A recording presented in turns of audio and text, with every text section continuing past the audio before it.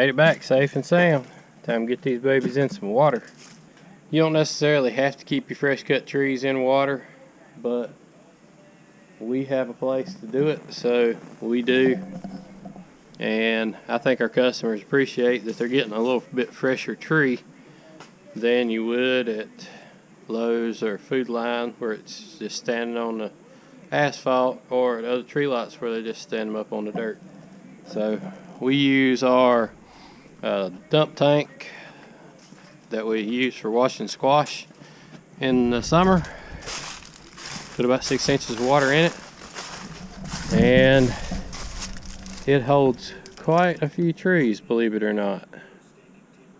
Well, as you can see, we got a whole lot of cleanup to do. We still got pumpkins and fall stuff everywhere.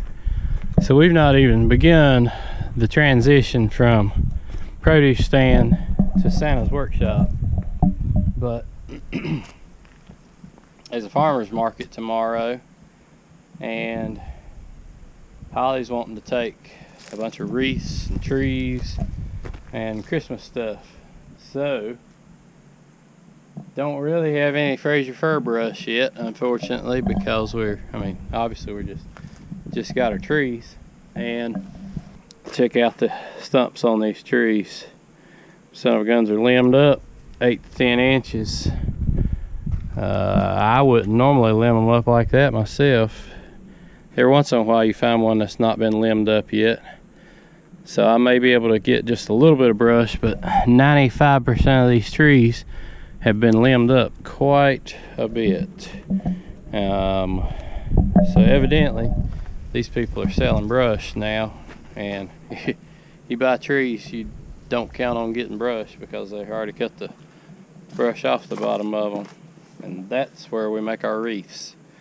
So with that said, we started last year doing these cedar wreaths and boxwood wreaths with pine accent and holly accent in them, and people really seem to like them just because they're different. The cedar wreaths are not something that you can just go out to your box store and buy like a Fraser fir wreath.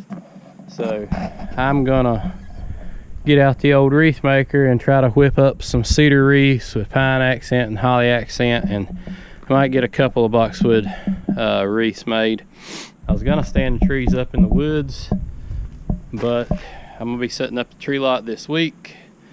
I really just don't want to handle them any more than I have to, and if I got them on this wagon, I can pull them right out here and stand the trees up off of the wagon. So that's the plan.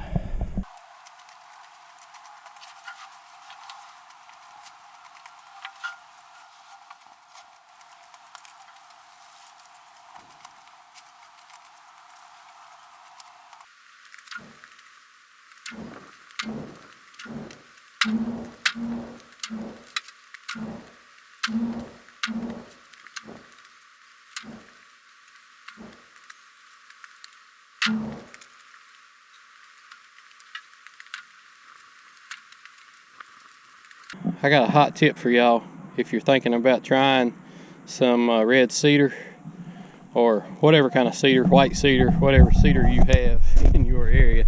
Thing about trying some cedar wreaths, find a cedar that's either on the edge of the field, or if you can find small cedars out in a field, you will get a whole lot more dense, thick, pretty foliage, needles, I don't know, whatever you call it. It'll be a lot more full and thick and have less stick to it. You can see this is pretty good cedar. This all came from the edge of a field. We used to have some cedars out in a field, and we just grubbed them all up and cut them all down, pushed them all up this summer.